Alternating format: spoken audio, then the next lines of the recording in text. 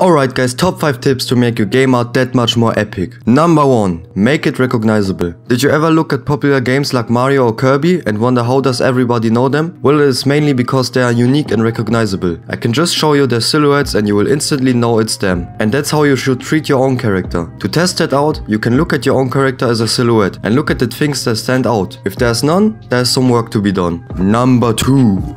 Don't make unimportant things pop out. This one explains itself, but some people still do that. Not only does it take more time in production, but it also distracts the player from important things. Now keep in mind, I don't tell you to make your game blank except for your character and world. You can and should add many details to it, just so your player gets that extra wow. But you shouldn't create a super fast scene where the player runs away and you take 7 hours for the background that will be blurred out and visible for only a few seconds. Number 3. Don't overdo your art. Now I know you want to create the most epic and gorgeous art out there, but take a step back. Art comes in many forms and it's not at all necessary for it to look like this in game. I would even argue that art like this as gameplay art would distract the player more as it would entertain him. You can look at many famous games and each and every one of them is not famous because of sick art that blows your mind like Bob Ross's friggin' pencil.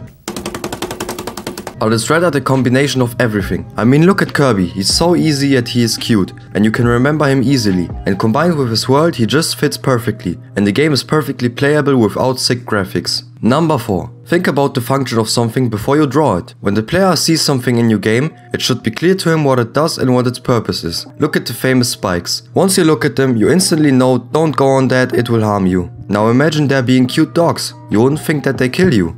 And this tip combines with number 3. Those dogs can look epic, but if their purpose is unclear and they don't fit in, they don't have any reason to be there. Number 5 guys. Diversify your game, but not too much. And what I mean by that is simple. You have to find the perfect balance of keeping your world interesting without going too much away from your original art. Let's take a look at some older Marios. Although there are different worlds and different settings in the game, they are all in the same art style as well as being compatible with each other. Mario looks just as good in the desert world as in the castle world, for example. Now imagine the castle is suddenly drawn differently. And although this instantly pops into your eye, it also makes the player feel out of place and can get him out of the flow. Alright guys, those are our top 5 tips for making epic art in video games. If you have any more thoughts on this topic, write it in the comments. I will be glad to have a conversation with you guys about this topic. Until next time, stay safe out there and have a great day.